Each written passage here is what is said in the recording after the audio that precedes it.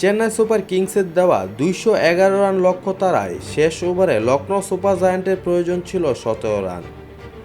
এমন সময় কাকে বোলিং আনবেন মহেন্দ্র সিং ধোনি, তা নিয়ে চলছে আলোচনা।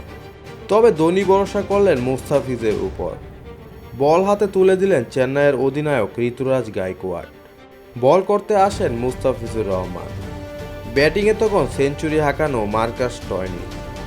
এত বাজে বোলিং করবেন মুস্তাফিজ, তা ভাবতে পারলেন না ধোনি।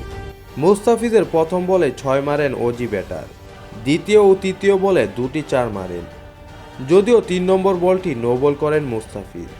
ফ্রি হিটকে 4 বানিয়ে 3 বল আগেই লখনৌর ম্যাচ জেতান বিধ্বংসী ব্যাটার স্টয়নিস। মাত্র 3 ওভার 3 বলে 51 রান দেন বাংলাদেশি এই পেসার।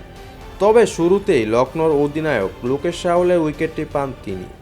যদিও বল হাতে ভালো শুরু পান মুস্তাফিজ। নিজের প্রথম ওভারে মাত্র 4 রান দিয়ে ফেরান রাহুলকে। তবে দ্বিতীয় ওভারে 9 এবং তৃতীয় ওভারে 15 রান দেন তিনি। ইনিংসের শেষ ওভারে 17 রান আটকিয়ে চেন্নাইকে জেতাতে পারলেন না মুস্তাফিজ। রান তাড়ায় শুরুটা ভালো হয়নি লখনৌয়ের। কোনো রান না করে ফেরেন ওপেনার কুইন্টন ডি কক। তবে এক প্রান্ত আগলে রেখে ঠিকই নিজের সেঞ্চুরি পূরণ করার সঙ্গে ম্যাচ জেতান স্টয়নিস। 63 বলে 124 রানে অপরাজিত থাকেন তিনি।